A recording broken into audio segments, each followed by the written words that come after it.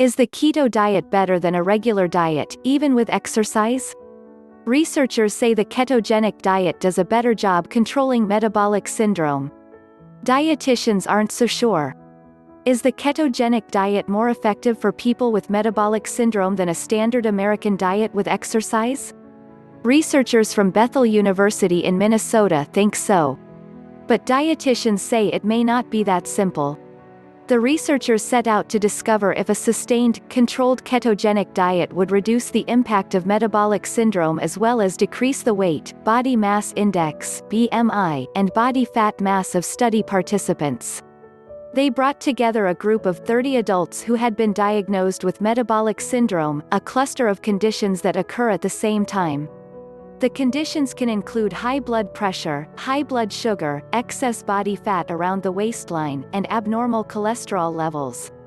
People with metabolic syndrome are at an increased risk of heart attack and stroke. The researchers randomly split participants into 3 groups.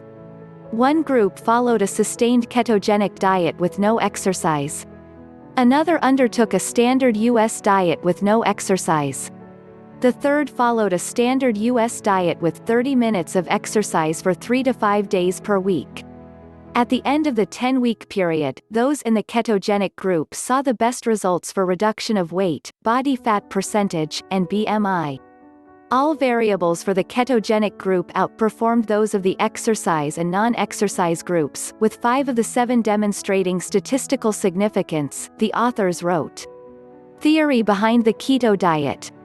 The ketogenic diet, sometimes called keto, is a low-carb, high-fat diet that involves drastically reducing the amount of carbohydrates you eat and replacing them with fats. The body responds to this reduction by going into a state called ketosis. Carbohydrates are the main fuel our body was designed to use and the only fuel that the brain and heart muscles use.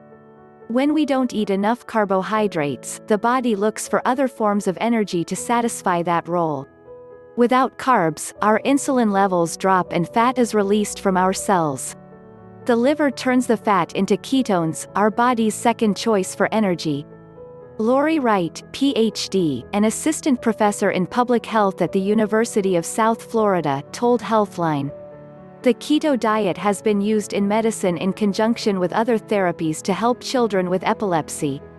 This is done under supervised conditions with a medical professional. Whether the diet can be used safely for weight loss, however, remains to be seen. The ketogenic diet appears to be safe in the short term, like this 10-week study. However, we don't have much evidence that it's safe in the long term, or sustainable. Jennifer McDaniel, a registered dietitian and spokesperson for the Academy of Nutrition and Dietetics, told Healthline. Wright notes there's a concern a long-term keto diet could be damaging. Because ketone excretion can increase the pressure in the kidneys, there is a concern about the effects on renal function. There is also a concern about loss of muscle mass that results from relying on ketones for fuel, she said. What do the results mean?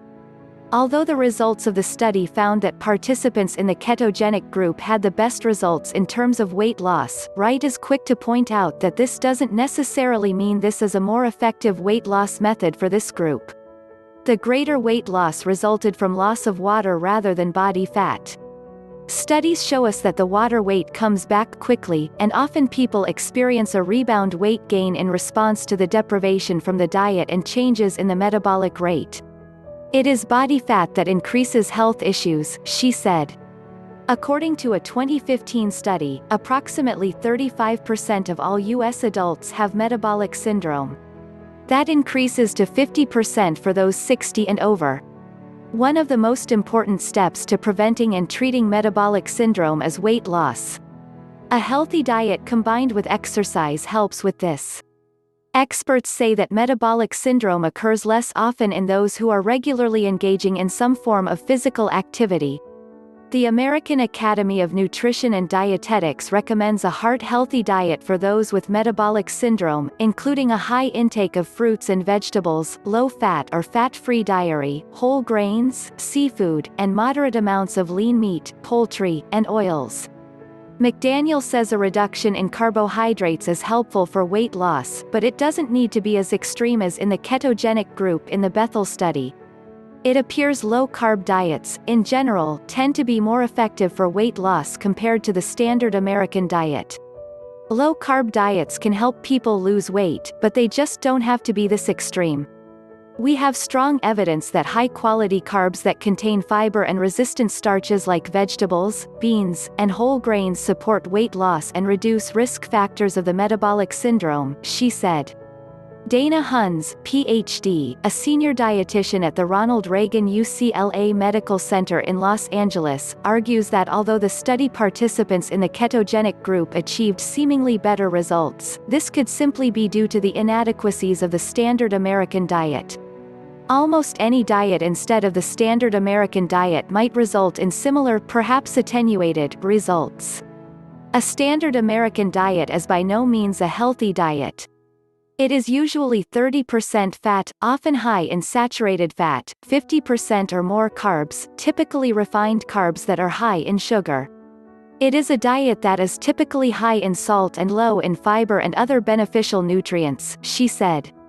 I'm not sure that comparing this diet, keto, to the standard American diet is really a fair analysis when they could have also compared it to other diets known in the literature to reduce the risks for metabolic syndrome. Huns added. Discover the best weight loss program, click on the link in the description.